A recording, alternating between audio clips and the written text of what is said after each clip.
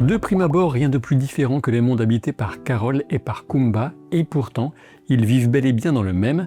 En revanche, il y a bien un monde encore plus jaune et donc teinté d'individualité que celui de Carol, c'est celui de Manoussos. Bienvenue pour cette analyse de l'épisode 6 de Pluribus, dans lequel on parlera de Westworld, de protéines, d'ovules et de John Cena, entre autres.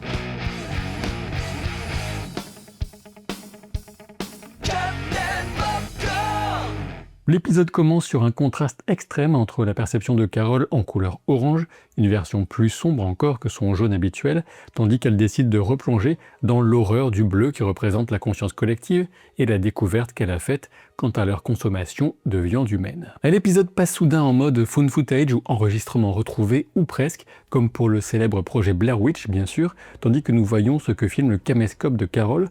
De mon point de vue, ce côté presque horrifique, très marqué, indiquait déjà un inévitable désamorçage dans la suite de l'épisode. Aussi difficile soit-il de ranger Pluribus dans une case ou un genre en particulier, on sait que la série ne devrait sans doute pas tomber dans une redite de V ou encore une intrigue de SF dans laquelle les humains sont utilisés comme animaux d'élevage de consommation courante. Tandis que Carol voit les choses au travers d'un filtre horrifique, c'est une toute autre ambiance à Las Vegas, avec l'ouverture d'une scène sur une hôtesse en vert, mélange du jaune et du bleu, puisque Kumba a demandé à tout ce petit monde de jouer les rôles d'autant d'individus. Au final, dans ce jeu de rôle grandeur nature sur une thématique James Bond, ce qu'on peut surtout retenir, c'est que Kumba ressent le besoin de se maintenir dans l'illusion d'être encore entouré d'individus, qu'il se fasse le centre de l'histoire et se donne le rôle du fantasme masculin par excellence. James Bond, entouré de son fan club féminin, n'est qu'un élément de décor ou presque. Alors oui, en effet, c'est la caractéristique principale du personnage pour le moment, ce type hédoniste qui ne se pose aucun problème de conscience ou d'éthique au sujet de la perte d'individualité et donc de la notion même du consentement ou du simple fait de plaire ou pas à une autre personne. Cependant, on peut déjà deviner qu'à terme, Kumba Diabaté va se lasser. On le retrouve à l'hôtel casino Westgate, qui est un véritable lieu de Las Vegas, auparavant appelé le Hilton Hotel. En vivant ainsi tous ses fantasmes et en distribuant des rôles à des humains comme à des androïdes, la proximité entre Westgate et Westworld se fait de plus en plus ressentir. Mais alors Kumba risque-t-il de dérailler? Disons que la conscience collective ne permet pas d'assouvir des fantasmes sadiques et violents, c'est déjà ça, car la population entière se mettrait à bugger et ensuite laisserait Kumba aussi seul que Carol. Toutefois, le seul élément de nouveauté qui survient dans la vie de Kumba, ce sera la manière dont Carol mange son petit déjeuner en faisant un sandwich. C'est un détail qui révèle une réalité profonde qui finira par rattraper Kumba et sans doute d'autres, à savoir l'absence d'une partie indispensable d'incertitude et de surprise dans les relations humaines. Comme on pouvait s'y attendre, la grande révélation de Carol est totalement désamorcée et la trajectoire de la série vers la résistance face aux envahisseurs anthropophages ne s'opère pas. On reste dans le monde un peu étrange mais pragmatique d'une communication de crise transmise par John Cena. Permettez-moi d'émettre plus qu'un doute sur le fait que John Cena puisse maintenir son physique sur une base de 2400 calories par jour, mais passons cette incohérence sans doute très volontaire pour en venir à l'acceptation résignée de Kumba et a priori des autres individus face à cette révélation pour le moins gênante. La conscience collective préfère donc rompre un des tabous les plus solidement ancrés de l'espèce humaine plutôt que de cueillir des fruits ou de moissonner des céréales, encore une preuve que cette nouvelle collectivité n'a plus grand chose à voir avec l'humanité. Et si Carol est souvent de contact rugueux, peu diplomate ou encore maladroite et hautaine et j'en passe, sur le fond je continue de me demander pourquoi elle et Manoussos semblent les deux seules personnes immunisées qui ont conservé juste un peu de bon sens et de respect pour la notion même d'humanité et de liberté individuelle. Comme je le disais déjà dans la vidéo consacrée à l'épisode 5, Vince Gilligan ne cherche pas à montrer un camp qui aurait totalement raison face à un autre qui aurait totalement tort, il pointe juste des opposés.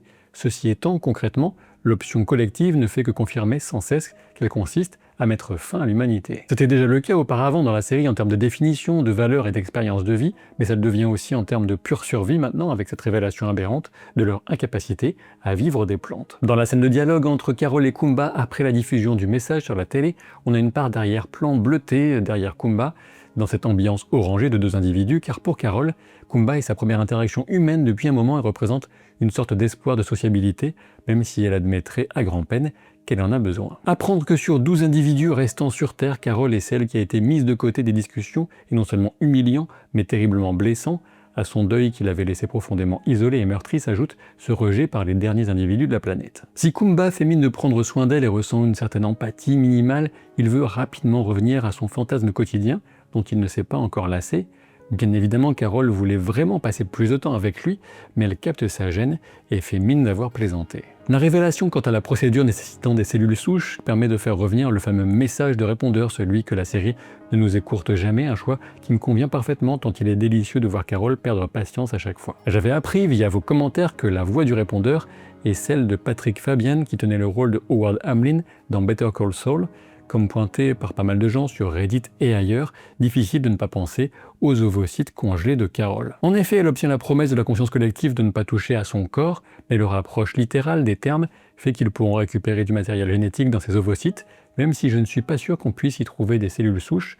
Dans les ovaires, oui, dans les ovocytes, c'est une autre histoire. On peut aussi souligner au passage que lorsque Carol réagit au fait que la conscience collective utilise les paroles qu'elle donne de manière très littérale, eh bien, lorsqu'elle évoque qu'il y a un peu des avocats partout, on peut y voir évidemment un clin d'œil à Better Call Saul. Quoi qu'il en soit, pas sûr que Carol soit véritablement à l'abri, et pour le suspense de la série, il serait sans doute préférable que cette menace se vérifie bel et bien d'ailleurs. Tandis que Carol s'apprête à partir, Kumba lui dit qu'elle manque à la conscience collective, et même en particulier à Zosha.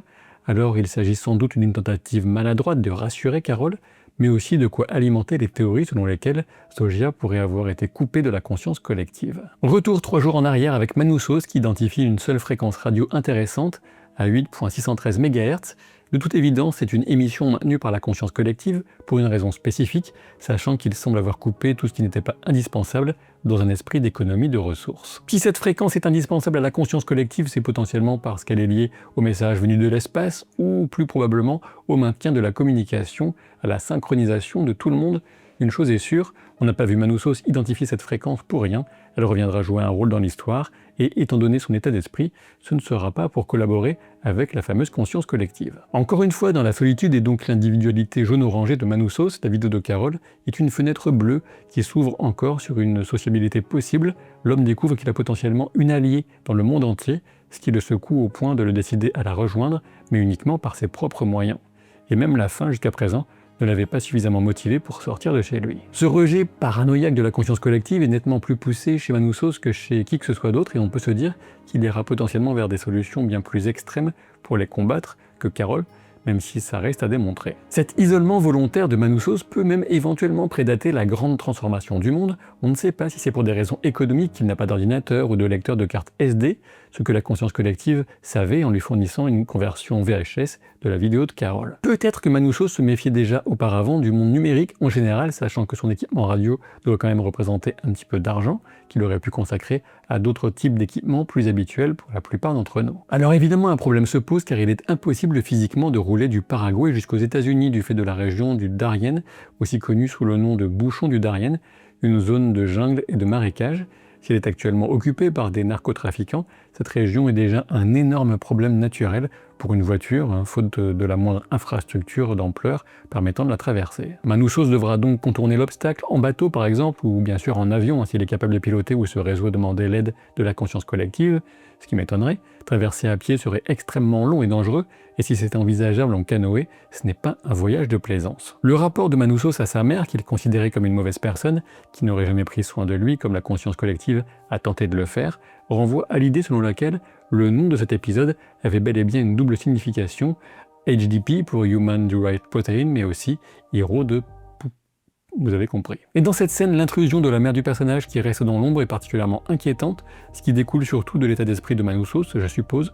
On remarque aussi l'usage du vert pour marquer ici le danger, même si cette association de la couleur et du danger semble moins systématique que pour le jaune individuel et le bleu collectif. Comme moi, vous avez sans doute hâte de voir Carol et Manoussos interagir. Je suppose que Carol demandera qu'un appareil de traduction soit livré par la conscience collective pour faciliter leurs échanges. On n'a aucun élément permettant de déterminer que Manoussos est déjà au courant pour la consommation de protéines humaines, même si je soulevais l'idée la semaine dernière du fait de son refus de toute nourriture fournie par la conscience collective.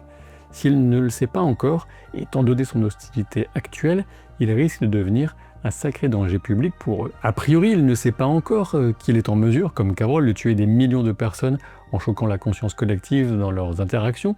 Je me demande si cet aspect sera exploré. Quoi qu'il en soit, encore un épisode singulier pour une série tout aussi singulière qui trace sa route avec une originalité absolue à son rythme, avec toujours autant de subtilité et de non-dits, pas mal d'indices néanmoins pour s'interroger sur la suite. De mon côté, je reste très client pour le moment et c'est toujours un plaisir de me lancer dans un nouvel épisode. J'espère que l'occasion de prolonger ce plaisir via ces vidéos est aussi un bon moment pour vous.